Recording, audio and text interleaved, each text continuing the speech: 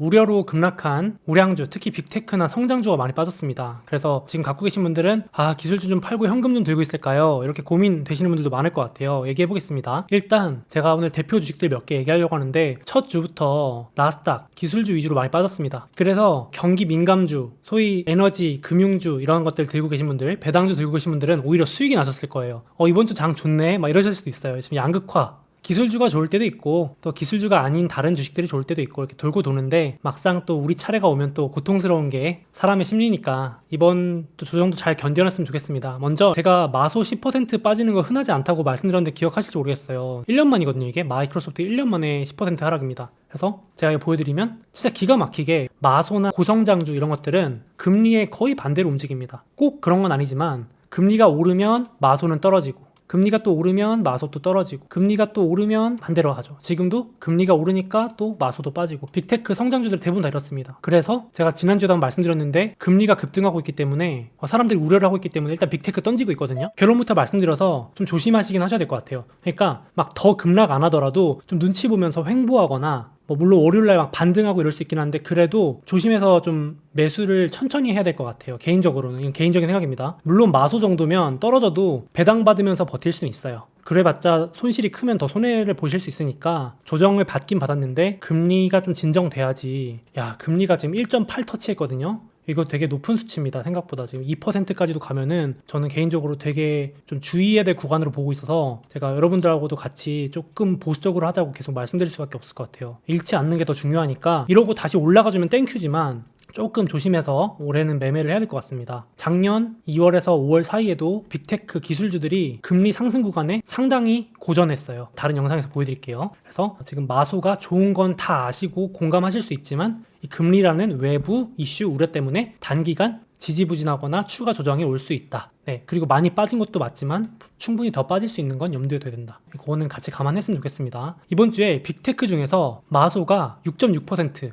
그 변동성 작다고 걱정 없다고 하던 마소도 6% 넘게 빠지고 있습니다. 지금 한 주 수익률이 올해 수익률이니까 마이크로소프트가 1년 만에 최대 하락 기록 중입니다. 2021년 이후로 10% 이상 하락한 적이 없었거든요. 아마 작년에 미국 주식 처음 하신 분들은 엄청 당황하셨을 거예요. 세상에 마이크로소프트는 안정적인 주식이라더니 이게 무슨 일이야 이러면서 변동성이 좀 커지고 있습니다. 확실히 지금 빅테크 성장주, 특히 소프트웨어 주식 이런 주식들이 금리 인상에 취약하기 때문에 이거 꼭 알아두셔야 되는데요. 지금 그래서 많은 분들이 좀 어떻게 사볼까 좀 째려보시는 분들도 있을 것 같고 겁나서 팔까 고민하시는 분도 있을 것 같은데 체크리스트를 같이 점검해 보겠습니다. 일단 저는 마소를 사놨으니까 왜 사놨는지 적어놨는데 2020년 9월에 한번 샀었어요. 그 전에 산 적은 있는데 최근에 산 건 2020년 9월이 마지막이었어요. 언제였냐면 나스닥 폭락 코로나 이후 첫 조정이었거든요. 그때 저도 이제 마소를 좀 더 추가 매수했어요. 근데 이때 13% 빠졌거든요. 마소가. 그러니까 제 눈에는 마소 13% 진짜 흔하지 않다. 물론 코로나 빼고. 그래서 저는 이제 또 기회다고 샀는데 문제가 뭐였냐면요. 이때 사고 5개월을 횡보했어요. 기억하실지 모르겠는데 제가 사고 5개월 동안 안 올랐어요. 계속. 그러니까 얼마나 지겹겠어요.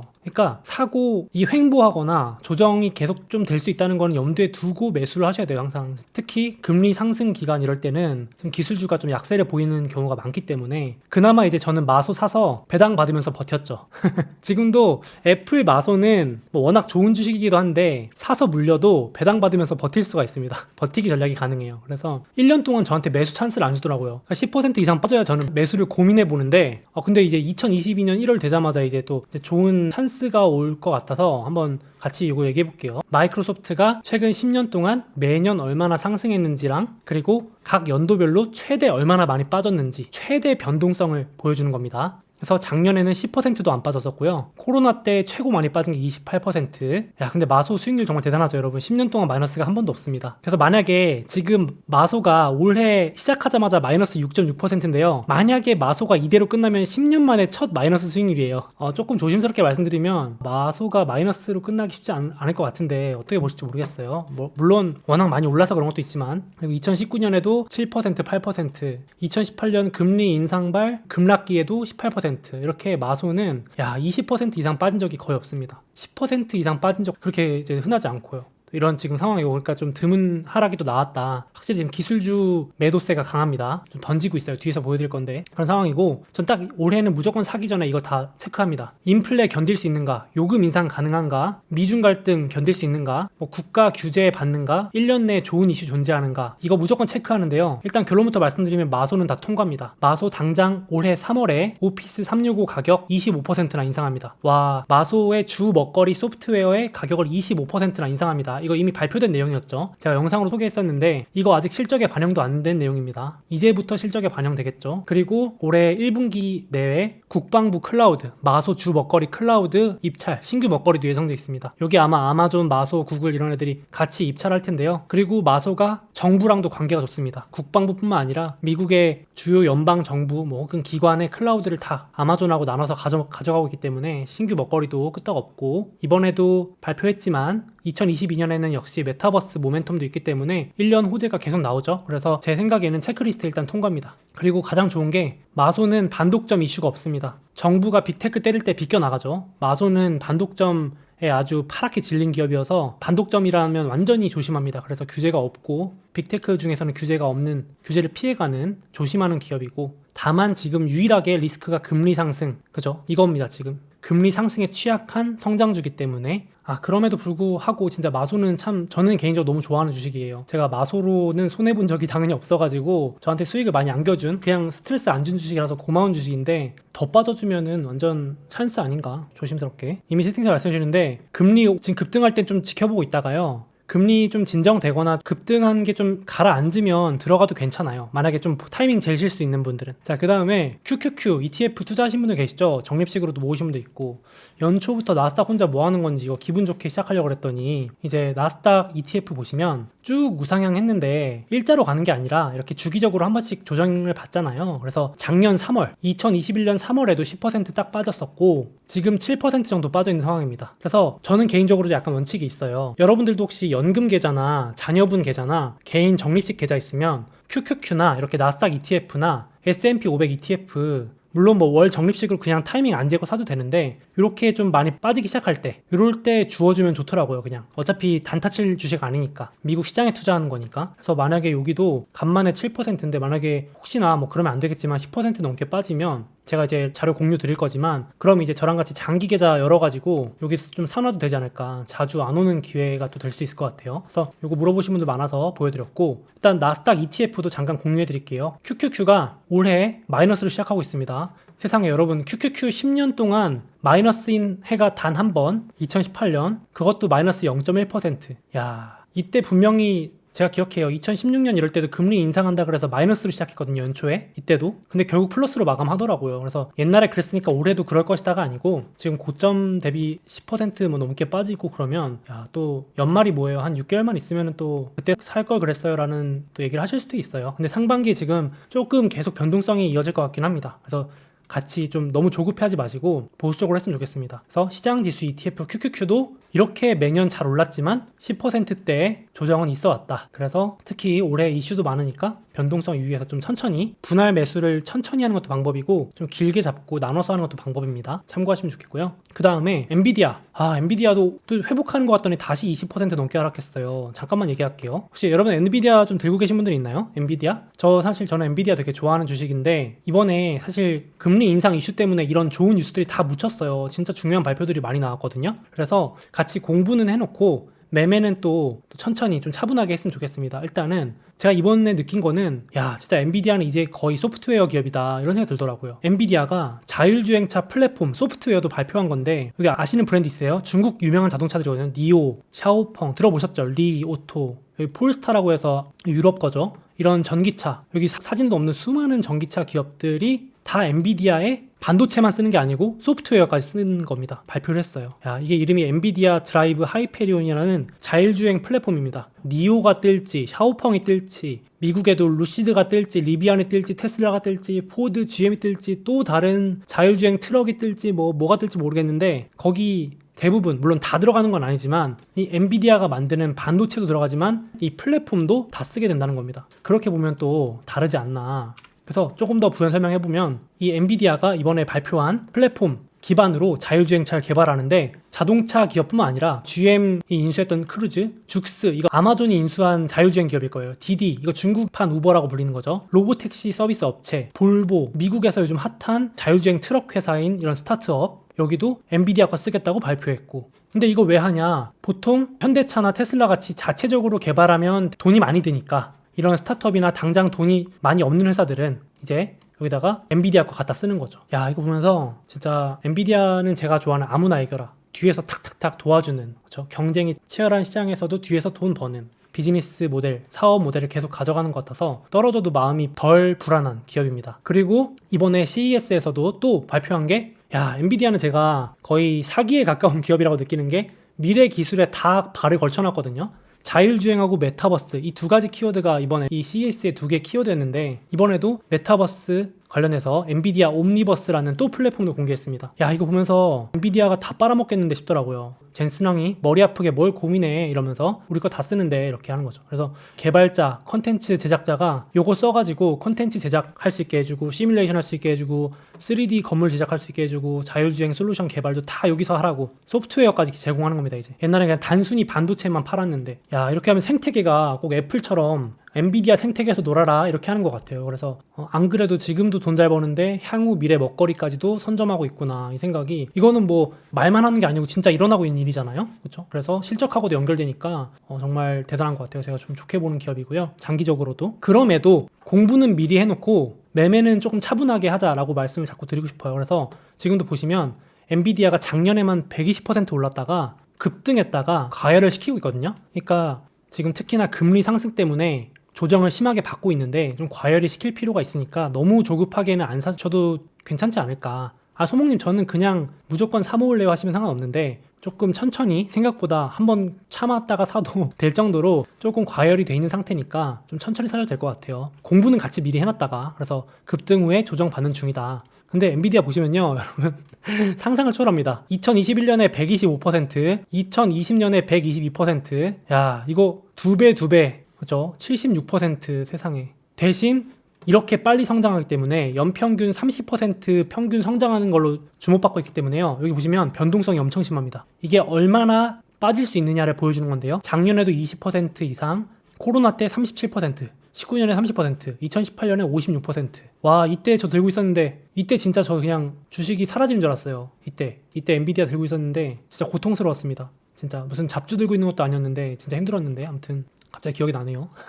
그래서 여기 보시면 이렇게 변동성이 크다. 많이 오를 수 있지만 성장주기 때문에, 고속 성장주기 때문에 변동이 크다. 그러니까 지금 22% 빠져 있으니까 보통 한 20에서 30% 빠질 수 있는 고성장주라서 그 변동성은 감안을 하고 투자하셔야 돼요. 지금도 말씀해 주시는데 이렇게 50%, 60% 때려 맞아 보시면 그 다음부터는 솔직히 20%, 한 30% 빠지는 것까지는 괜찮아요. 사람이 자꾸 경험을 해봐서 그런지, 제가 말씀드렸잖아요. 2020년 코로나 때 리츠가 80%인가 마이너스 찍히더라니까요. 제가 잡주 들고 있는 것도 아니고 테마주면 제가 이해를 하는데, 와, 그때 제가 진짜 깜짝 놀랐었죠. 근데 이제 점점 이제 좀 둔감해지는 것 같기도 하고, 주식이라는 게 이렇게 변동성이 클 수 있구나라는 걸 좀 받아들이고 하는 것 같아요. 자꾸 해봐야 되는 것 같긴 한데, 그래서 엔비디아 먹거리 제가 여기 노트에 정리해드렸어요. 요거 보셔도 참고해도 될 것 같아요. 엔비디아는 포트폴리오가 사기라고 말씀드리는 게, 제가 제일 유망하다고 생각하는 먹거리를 다 들고 있어요. 데이터 센터, 빅테크 기업들 데이터 센터 계속 투자하고 있고, 슈퍼컴퓨터 계속 거기에 엔비디아 써야 되고요. 게임도 성장, 메타버스는 당연히 성장, 자율주행 미래 먹거리, 아직은 엔비디아의 비중이 매우 작지만 그래도 올해 자율주행 먹거리까지 선점하겠다고 선언했습니다. 여러분이 보시기에도 유망하다고 생각하는 분야는 다 먹고 있지 않나요? 그래서 저는 그렇게 느껴져서 비싼 거 빼고 완벽하다, 그런 거 있잖아요. 다 좋은데 너무 또 비싸긴 해요. 그래서 비싼 거는 감안하셔야 됩니다. 뭐 근데 엔비디아는 늘 비싸긴 했어요. 솔직히 성장성이 있으니까, 마치 테슬라처럼 지금 많이 올랐기 때문에 떨어질 수 있다는 거 감안을 하셔야 된다. 그건 참고하시고 같이 미리 공부를 해놓는 걸로 하면 좋겠습니다. 이렇게. 그래서 엔비디아도 20%, 20에서 30%. 근데 이러다가 또 올해 말에 갑자기 또 신고가 가 있을 수 있어요, 여러분. 괜찮을 것 같아요. 그리고 테슬라도 잠깐만 보겠습니다. 이번 주에 또 여러분 보셨어요? 이거 최근에 뉴스 난 건데, 테슬라 가격을 또 인상했어요. 제가 지난주 라이브 때 테슬라 모델 3, 모델 Y 자동차 요금을 인상했는데 일주일 만에 이제 소프트웨어까지 요금 인상 발표했습니다. 자동차 껍데기도 요금 인상, 자동차 타서 이용하는 소프트웨어도 요금 인상. 야, 아주 대단합니다. 제가 봤을 때는. 그래서 자율주행 패키지 3년 만에 2배, 일론 머스크 요금 올리겠다. 그리고 문제는 뭐냐면 앞으로도 계속 올릴 거다. 야, 이 자신감 보소. 야, 1월 17일자로 이제 요금 올라가는데요. 야, 여기 들어가는 이 자율주행 패키지 모든 이런 기능들이 업그레이드 계속 시킬 테니까 요금도 계속 올리겠다. 그리고 월 구독료도 높이겠다. 와, 이거 보면은 여러분 어떻게 생각하세요? 소프트웨어 기업이 돼가는 것 같아요. 자동차 팔아서 버는 돈도 있지만 그 안에서 이용하는 소프트웨어, 마치 아이폰 팔듯이 그 안에서 기능 업그레이드 되면은 계속 가격도 오르는, 따박따박 구독료 받던가 매출도 추가로 늘어나는 소프트웨어 매출까지도 반영이 되는 것 같아서 대단한 것 같아요. 자동차 기업이 이렇게 하기 쉽지 않은데 마진도 엄청 늘어날 것 같아요. 자동차 생산도 하면서 원가도 줄어들고 해서 개인적으로는 자동차 본체 요금도 인상, 자율주행 소프트웨어도 인상, 올해 생산량 대폭 증가. 그래서 아직까지 리스크는 비싼 거 외에는 안 보이는데 여러분들도 호재 말고 악재 혹시 있으면 또 댓글도 남겨주세요. 제가 또 적어 놓을게요. 예상되는 악재, 뭐 일론 머스크 CEO 뭐 리스크 이런 것도 적어 놓을 수도 있겠죠. 그래서 제가 봤을 때는 비싼 거 빼곤 참 좋다. 근데 공부는 미리 해놓고 지금 사는 건 조금 조심하자고 하는 게, 여기 보시면 제가 이거 책에도 그림을 넣어놨는데요. 이런 각도로 급등하고 나면은 이거 비슷하잖아요. 이렇게 비슷하잖아요. 꼭 주식들이 이렇더라고요. 호재 잔뜩 나와가지고 급등하고 나면 이렇게 변동이 엄청 심해요. 이렇게 변동이 엄청 심해요. 여기서 이제 그래서 뒤늦게 들어온 사람들은 못 버티고 나가요. 막 개미털기라고 그러죠. 막 위아래로 지금 하루 만에 얼마나 움직이는지 모르겠어요. 그래서 지난 주말에도 고점 대비 막 30% 가까이 빠졌다가 또 올랐다가 또 빠졌다가, 그쵸? 그러니까 이제 급등하고 이 과열을 해소시키는 기간이 필요한데, 제가 조정받을 때 많이 빠졌을 때 사모으는 거 좋아하거든요. 이때 사놓은 사람들은 이제 아까 채팅창에도 누가 평단가 600불은 푸근합니다 이러시는데, 진짜 저도 평단가가 600불 대이기 때문에 이제 제 평단가까지는 안 오겠지라는 그런 막연한 안정감은 있어요. 그래서 쌀 때 사놓는 건 좋은 것 같아요. 그래서 제가 지금 사자는 게 아니라 공부 같이 해놨다가 지금 마침 또 금리 상승 이슈 때문에 당분간 테슬라가 좋은 거랑 별개로 좀 주가가 안 좋을 수 있으니까 막 변동성이 좀 심할 것 같아요, 당분간은. 그래서 너무 무리하게 들어가지 않는 게 어떨까. 내년에 벌 돈에 뭐 100배 넘게 거래되고 있으니까 비싼 거는 부인 못하니까 이렇게 좀 참고하셨으면 좋겠고요. 추가로 이번 주 CES 했었는데 제가 말씀드렸지만 금리 상승 이슈 때문에 정말 중요한 뉴스들이 많이 묻혀가지고 잠깐만 얘기할게요. 엔비디아랑 같이 AMD도 많이 빠졌는데 이번에 중요한 발표들을 몇 가지 해서 키워드 좀 알려드릴게요. 일단 AMD, 인텔이 이번 주에 발표한 이슈 중에 고성능 노트북 수요가 폭증할 것이다. 첫 번째. 그리고 두 번째는 콘솔 게임 성장세가 가속화될 거다. 이거 두 개 다 AMD한테 되게 좋은 이슈거든요. 그래서 이번에 알려준 게, 팬데믹 초기에는 고성능 노트북보다는 가벼운 노트북이나 태블릿 같은 거 그냥 임시로 쓸 만한 걸 원했는데, 이제는 엔데믹이든 위드 코로나든 하이브리드 근무가 정착되면서 아예 어디 가서든 고성능 고사양 업무를 볼 수 있는 노트북 수요가 높아지는데, 거기 수요가 당연히 이제 엔비디아도 포함입니다. AMD, 인텔. 그래서 AMD도 거기에 맞춰서 집중하겠다. 올해 수요 늘어날 것 같다. 좋은 이슈고요. 두 번째가 이제 리사수 CEO가 직접 말한 건데, AMD가 주로 또 매출 올리는 데가 콘솔 게임이거든요. 근데 이게 공급망 이슈 때문에 안 좋았는데 올해부터 해결될 거라고 봅니다. 그래서 제가 AMD 좋아했던 이유가 요거거든요. 콘솔 게임, VR 이런 거 포함해서 소니, 마소가 꽉 잡고 있는 시장인데, 이제 물론 여기에 뭐 페이스북도 들어오고 다 들어오겠지만 메타버스라 그래서 주력 제품인 소니의 플레이스테이션 아시죠? 게임기, 마이크로소프트의 엑스박스, 이런 것들이 이제 올해부터 모두에게 강력한 한 해가 될 것이라고 했거든요. 그러니까 소니랑 마소가 잘 나가서 콘솔 게임 잘 팔리면 뒤에서 웃는 건 아무나 이겨라 AMD입니다. AMD. 그래서 제가 좀 좋아하는 주식입니다. 그래서 올해 마소 잘 팔리고 플스 잘 팔리고 그러면 AMD가 뒤에서 웃지 않을까 이렇게 생각을 하고요. 다만 지금 고성장주라서 단기 조정은 피할 수 없을 것 같습니다. 한 20% 정도 빠져 있어요. 그리고 비슷하게 퀄컴도 이번 주에 보면서 야, 참 발 잘 걸친다 느낀 게, 우리 아무나 이겨라 전략으로 가겠다. 메타버스와 자율주행에 발 딱 걸쳐놓겠다 발표했는데, 딱 보시면 마이크로소프트와 메타버스 필요한 AR 글래스 반도체 개발하겠다. 그러니까 이제 앞으로 마소의 메타버스 시대가 열리면 퀄컴은 뒤에서 반도체에 납품하는 회사가 되는 거고, 여기 잘 안 보이실 수 있는데요. 수많은 자동차들에 또 퀄컴의 반도체가 들어갑니다. 그래서 뒤에서 웃겠다 전략을 쓰는 거죠. 그러니까 메타버스 시대가 열려도 좋고, 퀄컴은 참고로 페이스북이 가지고 있는 오큘러스, 이거 글래스, 거기에도 들어가고 마소에도 들어가니까 페이스북이 이기든 마소가 이기든 퀄컴은 돈 번다. 그리고 자율주행 시대가 열려도 여기 있는 수많은 기업들, GM이 이길지 BMW가 이길지 니오가 이길지 모르겠는데, 르노가 이길지 볼보가 이길지 모르겠는데 퀄컴의 반도체는 골고루 들어간다. 또 이렇게 생각을 해보시면 나쁘지 않지 않을까. 지금 퀄컴은 단기 좀 급등해 있긴 하고 가치평가상으로는 비싸진 않습니다. 17배 이렇게 거래되는데 이건 참고만 해주시고요. 그래서 퀄컴 여기 제가 맵에 넣어놨어요. 지금 금리 상승 때문에 다 빠지고 있습니다. 성장주들. 그렇죠? 나스닥 위주로. 그러니까 이 기업 본업에 문제가 있다고 보기보다는